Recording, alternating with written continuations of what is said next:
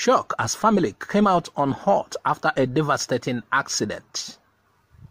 Peter Obi made his supporters proud again as one of his philanthropic gestures was made public.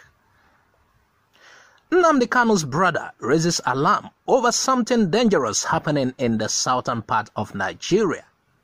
And this is what happened at Kuje Prison on Tuesday night. Man expresses shock after his entire family came out of a totally wrecked car unhurt. I and my wife and my 3 children were right inside this vehicle when a trailer on a high speed drove into us this evening in a hold-up at the Hill Station Junction, Jos. This is quite unexplainable and unbelievable, but the Almighty God, in His infinite love and mercy, delivered us all and gave us a resounding victory over the plans of the enemy. Not even a strand of our hair fell to the ground.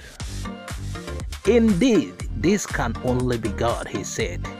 Sincerely, it can only be God, because some of the times you would have done what you can do, you have applied all the carefulness you know in your life, but you realize what saved you is not the ordinary.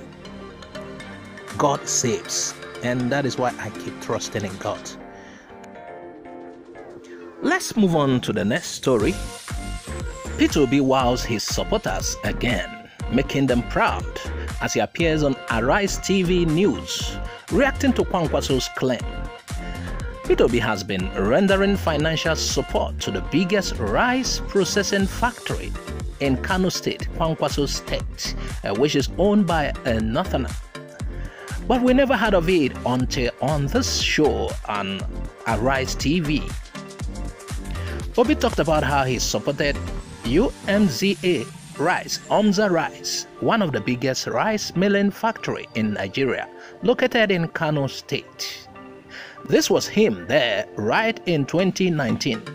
Yet his opponent says the otherwise and keeps mute about his several philanthropic gestures. Each time he always says it with, "Go and verify." Now we'd like someone to go and verify this one again if you say he didn't do it. Let's move on to the next story, Joe. Strangers have taken over forest in southern Nigeria. Nnamdi Kanu's brother alarmed. Prince Emmanuel Kanu, the younger brother of the detained leader of the indigenous people of Biafra, IPOB, Mazi Nnamdi Kanu, has warned communities in southern Nigeria, particularly southeast, to, as a matter of urgency, mobilize their youths to comb every forest in their locality. Prince Emmanuel, who raised the alarm in an exclusive chat with Vanguard, said the combing had become imperative following credible intelligence that forests in the zone have been infiltrated and taken over by some stranger elements. He said that every community should take the alarm very seriously to avoid being caught off guard. His words: every community in southern region should visit its forests. Town unions should mobilize their youths as a matter of urgency to enter into the forest and find out what is going on there.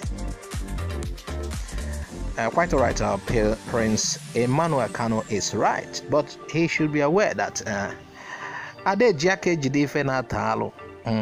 these people, we should. That is it. About 300 Boko Haram terrorists attacked Kuje Prison in Abuja, freeing up to 600 prisoners.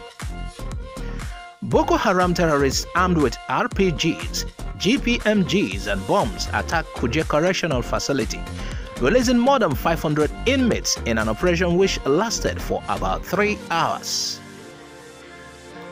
The attackers were said to have invaded the facility through the back after carefully planting bombs around the facility. Prison authorities said 111 prisoners were present after a roll call around 2 a.m. following the attack. Nigeria's defense minister has confirmed 300 of the 600 prisoners who escaped from the prison have returned on their own, while security operatives are out to recapture the remaining ones.